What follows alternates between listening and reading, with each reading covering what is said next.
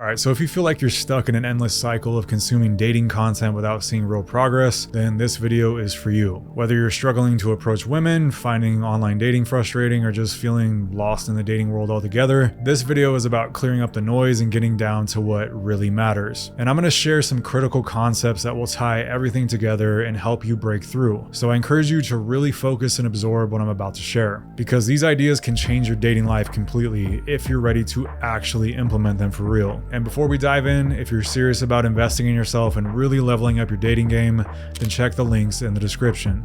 I've been helping guys for years, and I can help you too. But now let's get into the video. So I've always been someone who is very analytical and views everything as having a strategy or an optimal way of doing things. Because I don't like to do anything without figuring out the best way to do it or the most efficient way of doing something. It's just ingrained into the wiring of my brain at this point, and dating is no different. So because of this, there were periods in the past where I'd want to improve a certain area, and I'd get into this endless loop of study and searching for the best answer, but not doing enough testing of the information. And if you're someone that enjoys learning and you're also more analytically minded to where you try and find the best way to do things, you've likely experienced the same thing. And this is pretty much always a bad way of doing things, but especially when it comes to dating. For example, if you watch 10 hours of videos on cold approaching, but you've only approached 1 or 2 girls in the last month, you have the process completely backwards. And one of the places where we have this faulty process ingrained into us is when we're in school. In school, we are taught the information first, then tested on it, then you go out and implement the information in whatever field you're wanting to pursue. And that can definitely be the correct process in some fields. So for example, I don't want some random guy trying to do surgery on me before going to med school. But with other areas of life like dating, it's going to actually create more frustration rather than alleviating it. And dating is one of those areas that benefits more from action rather than study. Studying and coaching can absolutely be critical depending on what your sticking point is, but you should automatically be thinking about studying maybe 10 to 20% of the time, and the other 80 to 90% should be you taking action. And I've competed in jiu-jitsu in the past, and one thing my training partners and I used to agree on, that one competition was equal to about 30 classes in terms of what you learn about your game and your weak points. With jiu-jitsu, you can easily study a bunch of moves online and drill them in the gym under relaxed conditions, but once you're in the middle of an adrenaline dump with someone trying to take your head off in a match, you forget about a lot of the things that you've studied, and it just turns into reacting without thinking. So you end up falling back on what's most familiar or comfortable to you, and sometimes those are bad habits that you have to work on training out of you later, but when you do work on those things, it's better to focus on 1 or 2 things at a time rather than trying to learn 20 different moves. And with dating, it's very similar. When you watch videos, you actually want to watch a video or 2 at most, and then immediately go and try to apply the information in the field. Being in a real scenario reveals so much more to you than binging information online, and this may seem obvious to some of you, but for a lot of you, you're information junkies and you get stuck in cycles to where it feels like you're making progress because you're learning different methods and consuming content. It gives you a false sense of productivity when in reality you've actually just made things more complex than they need to be. And this overconsumption cycle is also what leads to these situations where a guy will say, "I've tried everything," but he's still failing, and then he gives up. Which leads me to my next point. And that is the fact that volume solves most problems when it comes to dating. And a guy that says he's tried everything but he's still failing and is giving up likely hasn't put in enough volume to even get anywhere. And tying this back to the last point, what happens a lot of times is a guy will consume a lot of information, try different bits and pieces of it, or think he's implementing it correctly. Then he makes a few attempts with different women, it doesn't work, and then he gives up. And it's actually pretty easy to go on a couple of dates or approach a handful of girls on back-to-back weekends and then think that you've really put in a substantial amount of work to conclude that you're either a failure or successful. But the truth is, the sample size is just way too low. It's nowhere near large enough to even make any conclusions whether they be good or bad. And I actually had a coaching client that came to me really down on himself. He had said that he's bad at approaching in person and that online dating didn't work for him either. So I asked him how many approaches he had made in the last month and how long he had been on dating apps. And I also asked him, "Do you have a strategy at all?" And he said that he had approached 3 women in the last month and he was on dating apps for 2 weeks. And I just paused for a second because I didn't think I had heard him correctly.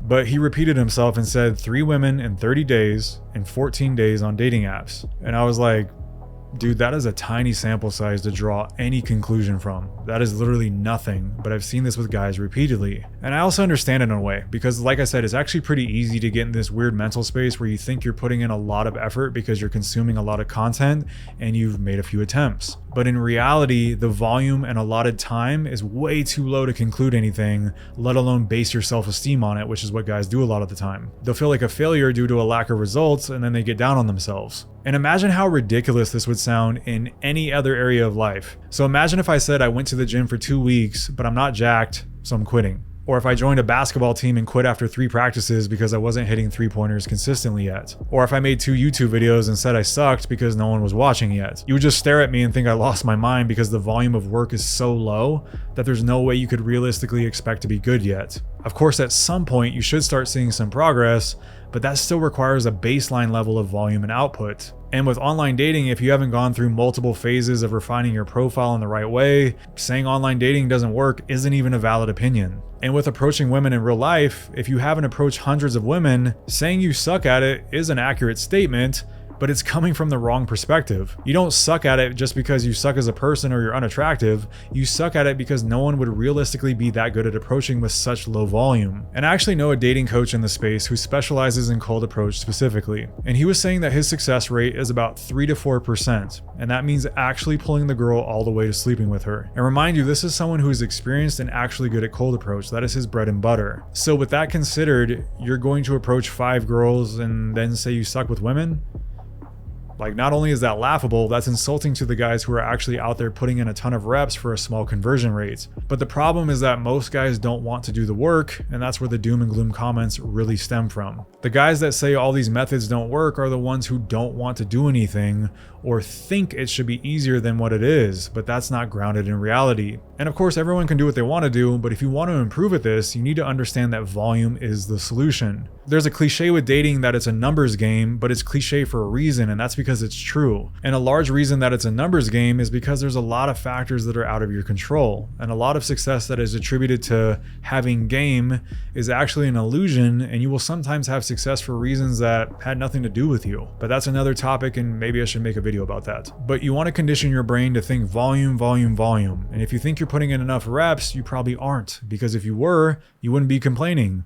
Or you're putting volume into an area that isn't actually the highest leverage point for you that's going to get you the most results. And in that case, something like coaching can be very beneficial to help identify the areas that will get you the most results. And when you combine working smarter with also working harder, that's when things really go nuclear. Now, the next aspect I want to touch on is your internal dialogue and feelings. So referencing back to volume, usually guys don't want to put in a lot of time and effort because it doesn't feel good. It feels scary, and it makes them feel anxious, and it makes them feel confused or like it's a waste of time. There's all kinds of negative feelings, but it always comes back to how you feel that prevents you from doing the thing that you should be doing. And feelings are actually an awful guide for a lot of things in life, and this is one of the areas of life where inverting your feelings will actually guide you toward the correct direction most of the time. So for example, I was out a few weeks ago with friends, and the city was way busier than usual due to the holiday weekend. So we ended up in line at this club, and there was about a 20-minute wait and a long line. And right as we were going in, a friend of mine turned around and pointed out this cute girl toward the back of the line. And realistically, she was more than just cute. Like, we had been to a few spots throughout the night, and she was definitely the most attractive girl out of all the venues we had been to. So I told myself right there that when she came inside the venue, I'm just gonna approach this girl. It was already decided no matter what my brain said or what the outcome was going to be. So a little while later, I noticed that she had come in with her group and they were sitting down to grab drinks. And in that split second, my mind came up with multiple excuses to not do it. And I say this as someone who has already had experience doing this in the past. The random negative thoughts in your mind never really go away entirely. You just get better at overriding them and ignoring them as long as you're practicing consistently. So as soon as those negative thoughts hit my mind, I immediately just started taking steps in her direction of the venue, almost like I was being mind controlled by someone with a remote control or something. I just completely ignored my brain as if it had no influence over me and just took the action instead. So I made the approach, she was really receptive, and I ended up talking to her for about 10 or 15 minutes, got her number, and all was good. And if I'd let those negative thoughts stop me, I would have missed out on that experience of meeting a very attractive woman who actually genuinely had a cool personality. And you have to be quick with those internal negative thoughts, because that process and those excuses that pop up happen in a split second. It happens in literal milliseconds. It's fast. But the take-home point here is that sometimes your internal thoughts will actually act as an inverted compass of the direction you should go in. So if your mind is telling you to avoid talking to the girl, you should talk to the girl. Or if your mind is saying that it sounds like too much work to improve your online dating profile, you should improve your online dating profile. Or if your mind is saying that you shouldn't take the time to improve your looks, you should take the time to improve your looks. You just have to get used to identifying the negative impulse and then using that as a signal to do the opposite and do what you know you should be doing. This usually requires ignoring your mind and simply moving in that direction, or even audibly speaking out loud to yourself at times and saying, nope, this is what we're doing instead because I know it'll benefit me and that's the direction we are going. I do not care what my mind is saying right now. And you may literally have to do that if the resistance is high enough in your mind. You may have to actually speak out loud. And that may sound goofy to some of you, but it can actually be highly effective. So try it out if you face a lot of resistance from your mind. But all of the things I've talked about in this video are extremely practical and you can start doing them today. And they're really the aspects that will move the needle when it comes to making progress with the dating game. So if you've already watched a few videos today, then I want you to actually take action now and go do something to get a little bit better. And if you want my help leveling up your dating life, then check the links in the description. And if you absolutely insist on sticking around and watching another video, I can't stop you. So at least make sure you watch this video next, but promise me after this one, you'll actually get out there. And I'll see you in the next one.